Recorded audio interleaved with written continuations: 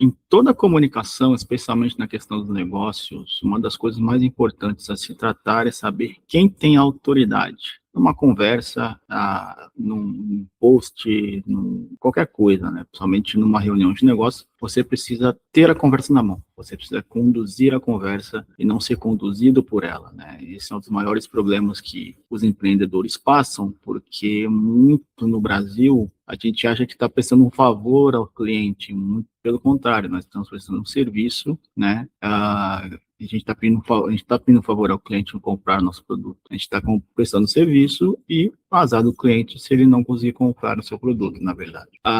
Tem um livro do Donald Trump, né, sobre negociação, que ele elenca várias atitudes, né, que você deve colocar, e uma das primeiras que ele coloca é a questão do você colocar uma proposta meio que absurda na mesa, a pessoa sente à mesa e conversa com você. E ele faz isso na presidência americana, né? Por exemplo, a questão do Maduro, né?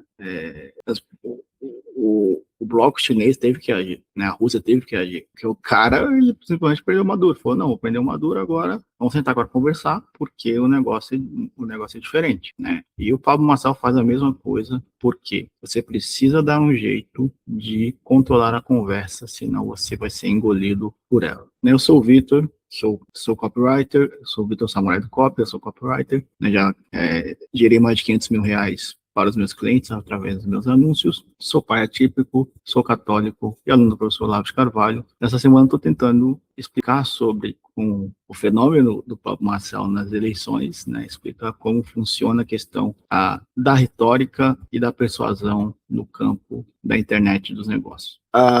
O Pablo Marçal, ele não é enquadrável, você não consegue enquadrá-lo, né? Porque basicamente ele sabe a saída. Por exemplo, o caso lá da jornalista da SPT, eu não vou lembrar o nome dela, né? Nem sabia que ela existia, enfim.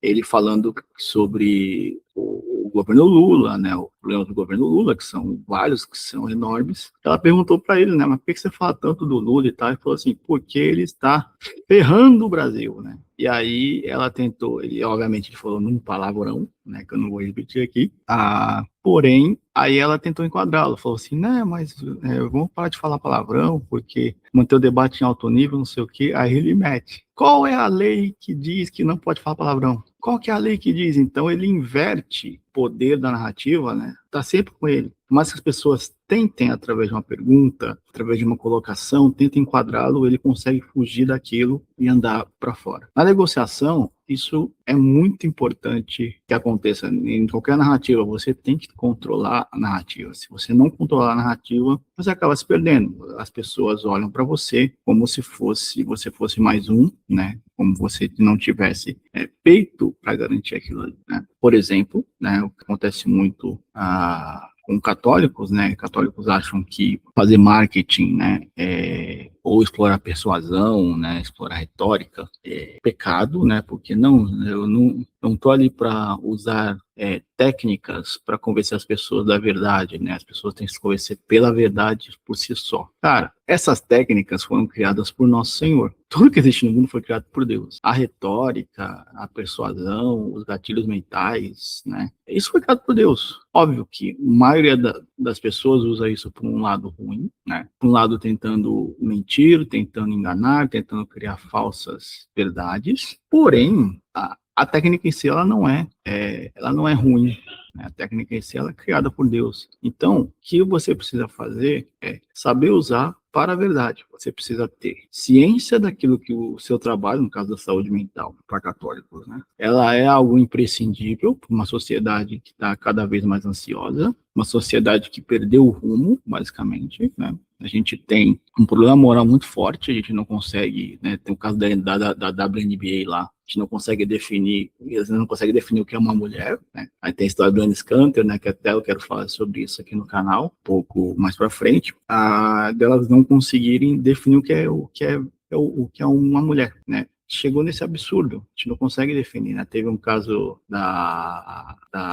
esqueci o nome dela agora, que ela enfrentou duas feministas, né? Na verdade, uma mulher trans, um trans, né? Um homem se veste mulher, e uma negra militante falando sobre, né? E ela é Bertolatti o nome dela, da mulher que eu tô falando. Ela disse, ela fez uma pergunta simples, né? Ela falou assim, ó, ela é loira, né? Ela é branca e loira. Você fala, se eu me falar que eu sou negra, né? O que você vai falar? Ah, eu vou rir da sua cara, né? A feminista respondeu. Aí ela respondeu assim, então por que eu tenho que levar a sério um homem que se veste de mulher e se diz mulher? Por que eu tenho que levar a sério e chamar ele de mulher? Porque é o mesmo conceito. Você tá falando uma coisa que você não é, que as pessoas têm que aceitar, por mais que elas olhem e falem, não, você não é isso. É a coisa que eu falar assim, não, eu sou Elon Musk, né? Eu tenho a capacidade do Elon Musk, eu tenho a conta banca, chegar pro gente do meu banco e falar, ô gerente, é o seguinte,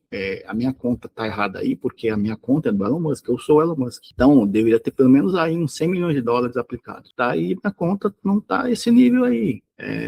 Então, acho que você está errando, né? Por conta disso, as pessoas estão falindo emocionalmente. E, cara, a igreja, né, o tomismo, né, toda a filosofia católica, né, toda a psicologia católica, elas têm elementos, né, a questão da própria questão das questões simples, né, oração, confissão, comunhão, são muito importantes. E você, como católico, você precisa ter essa convicção. E, cara, por mais que toda a narrativa diga ao contrário, eu vejo vários posts, não existe psicologia católica, esse negócio de a psicologia laica, você tem que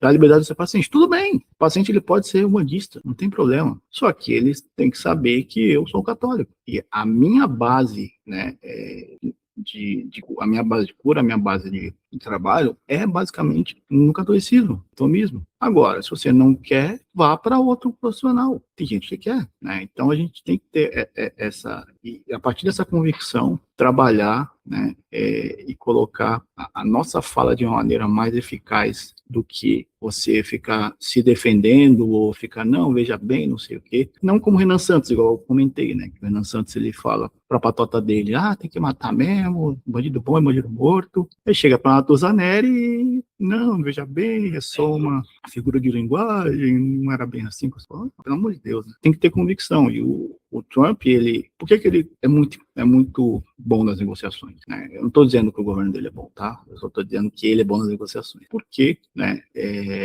ele sabe o que ele está falando, ele sabe o que ele tem que pôr na mesa, ele sabe como atrair a atenção, falar e se posicionar na negociação como eu dou as cartas aqui, para começar a fazer uma coisa. A gente tem que aprender a fazer isso, né? Esse é um ponto bastante importante para você parar de ser um mendigo, né, e de ficar correndo atrás, achando que, eu não posso falar isso porque pecado não, bicho. O que é pecado é você mentir. Agora, você falar alguma coisa com convicção não é pecado. O que você acha sobre esse assunto? Gostaria de saber o que você acha. Deixe seu like, né? Se inscreva nesse canal, né? Que a gente sempre fala sobre persuasão, comunicação aqui usando, né, o que está acontecendo no mundo agora. E a gente trata esses assuntos aqui. Gente, muito obrigado. Fui!